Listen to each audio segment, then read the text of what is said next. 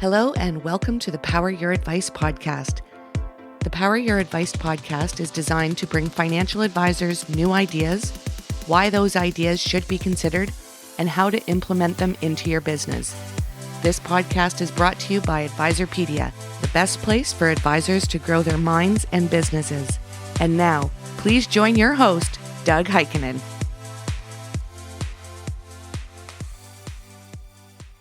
Hello and welcome to the podcast. We are live at the MarketCounsel Summit, and we have Ryan Shanks, who is the founder, CEO, principal, everything at FA Match. Hey, Ryan. How you doing? How's it going? How's the conference been? It's good. It's been good. Yeah? Yeah. FA Match, you have grown significantly over the past few years. How have you done that? Good people. Frankly, like what we've done from the get-go was to try to establish, an alternative way to bring advisors and firms together, sort of traditional core recruiting. And as we've gotten out and told our story, other people in the industry have wanted to be a part of what we're building. So we've grown by just, when I say good people, I mean the people that are part of FA Match now. They wanted to be a part of the journey. And so when you've got amazing people out there championing the same cause, that's how you start to slowly elevate. But it's awareness, right? We're still working on that. You are, but you've branded yourself a little differently. You actually call yourself a sports agent for financial advisors, and that's noticeable. Yeah. And the reason, and this goes back a long time, is in recruiting, most recruiters represent the firm. They may tell a story that they represent the advisor because that gets the trust from the advisor. But at the end of the day, they're working deals for the firms. And I just drew a line in the sand years ago and said, well, wait a minute, the advisor with all their clients and all those assets is what matters most. Now, the firm needs to be compatible, needs to be a good fit, but you need to represent that side, and that's the side I chose. So last year there was movement of about 40,000 advisors, reps going back and forth. What's this year been like? This year has been consistent. So last year it was a high mark for movement, but it also was a ton of education and learning, right? Because the advisors all of a sudden, especially in the captive environments, the wires, the banks, the regionals, they're working from home.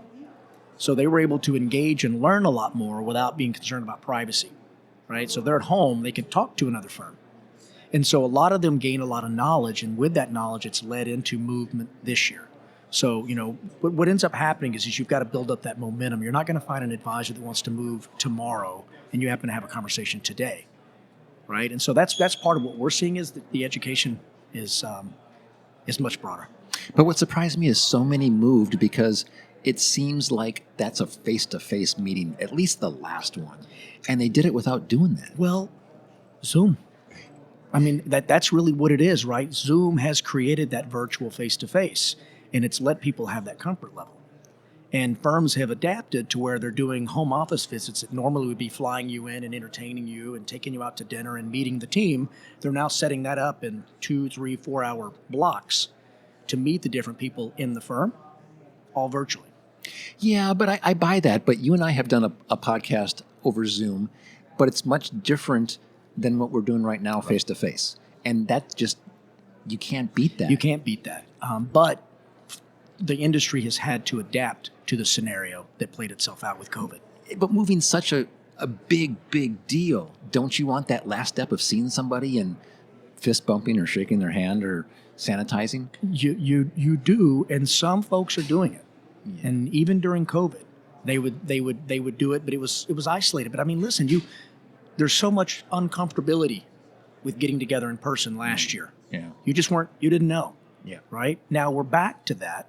But frankly, people are wired to either want the personal connection and they want to do the fist bump, they want to hang out together, or they're good if they check all the boxes virtual. And they really want to get away. And that's exactly it. They want to get away. Family's driving them nuts. No, I mean they want to get away from where they are to where they want to go. Yeah. Yeah, well, especially think about the wirehouse advisor that's getting 35, 40 cents on the dollar. Yeah. When they were then forced to go at home, had no choice. You start to really do a recall on that cost. That's 60 points that I'm giving up. I'm not going to the office. I'm not utilizing any of that support infrastructure. And I'm still making this amount of money. Are you seeing the type of firm change?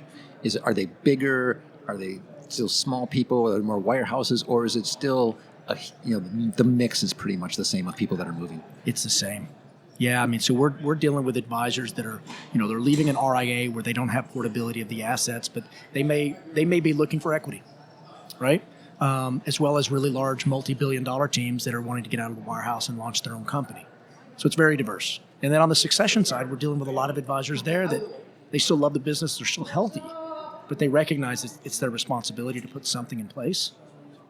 So you recently did a podcast called The BS Recruiters Don't Tell You. Give me 2 highlights, because that's on our site too, and give me 2 of them. Yeah, so one of the elements that's, the bullshit recruiters don't tell you is if a recruiter gets an advisor on a phone call and they query enough information from them, they'll go and share that advisor's identity with all of the firms they have contracts with. They haven't gotten consent from that advisor to do so, right? So there's a privacy breach. Another one of the elements that's going on is that they're oftentimes sending the leads to a firm that pays them more, or that they have equity in, which is a conflict.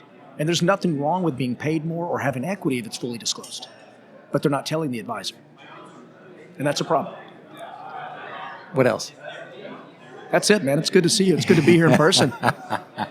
When somebody comes to your site, or have you developed an app so it's swipe left, swipe right? We have not. No. But we have been told that there's some similarities in how our platform works.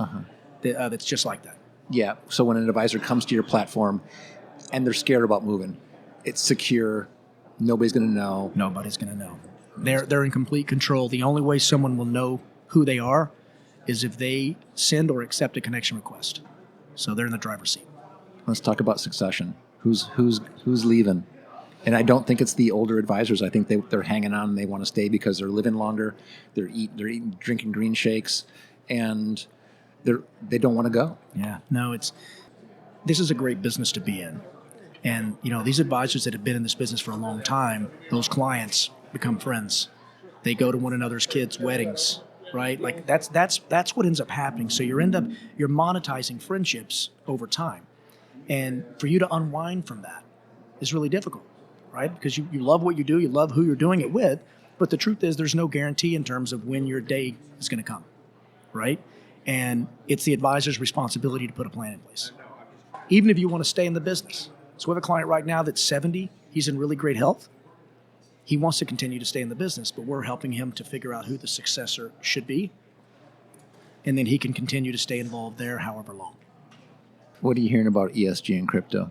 So ESG has been hot for a while. Crypto is catching up. Mm-hmm. Regulators still haven't created any sort of definition around it. So we are dealing with more and more advisors that's a sleeve that they're focused on or interested in, and they're with a broker-dealer that won't even allow for them to engage in a conversation if the client asks about it. And they're like, well, I'm in the business to engage with my clients and educate them. And ideally, if there's something they're interested in, I'd like to be that access point for that investment to happen. And crypto is still super early. So, as we go in and we start to monitor firms around, are you pro crypto or not? It's still very gray. You could have done so much in financial services in a lot of different areas because you're bright, you're knowledgeable. Why did you pick this? So I did recruiting and technology before this. And in technology, you had one job order. You filled the job, and that was it. Maybe you got a referral to someone else inside the organization to fill another job. When I started doing research in this industry, I quickly realized that firms would hire the right types of advisors all day, every day. So it's essentially an open job order in terms of the firm's willingness to constantly hire and grow. And I just fell in love with the business. And then as I got to know advisors and started to ask them what was missing or what do they wish they had, I started to recognize that no recruiter was asking it that way, right? They didn't really care if it was a good fit for the advisor. The recruiter just cares if you'll stick with this firm and I'll get paid. So you're dealing with the best part about the business, which is the people in it. And that seems to be very appealing. Yes, that's right. That's exactly right. What's going on for the next year? What do you got planned? What are you excited about?